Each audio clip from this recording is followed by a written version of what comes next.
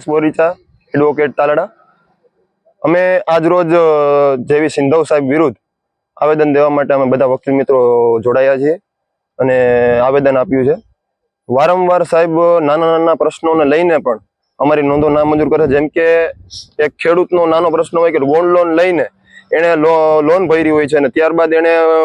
વેચાણ દસ્તાવેજ કે કોઈ પણ વસ્તુ કરી હોય તો એમાં 135 ડીની નોટિસ છે, નાનો પ્રશ્ન છે જે સોલ્વ થઈ જાય એમ છે, ટેલિફોનિક જાણ દ્વારા પણ સોલ્વ થઈ જાય એમ છે, તો પણ એવા મુદ્દાઓથી પણ નોંધો ના મંજૂર કરે છે અને અમને વારંવાર અમારા બધા વકીલ મિત્રોને ખરાબ જવાબો આપે છે અને પોતાનું મનસ્વી પણ અપનાવે છે।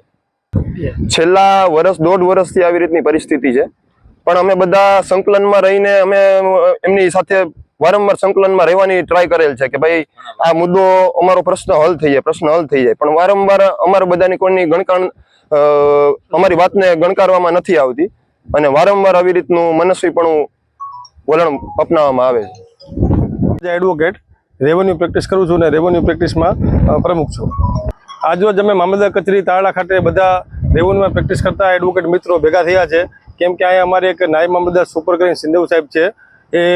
બિનજરૂરી બિનકારણોસર નોંધ નામંજૂર કરે છે અને એડવોકેટને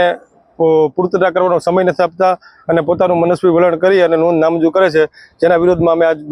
આજરોજ બધા આવેદનપત્ર આપવા માટે ભેગા થયેલ છે।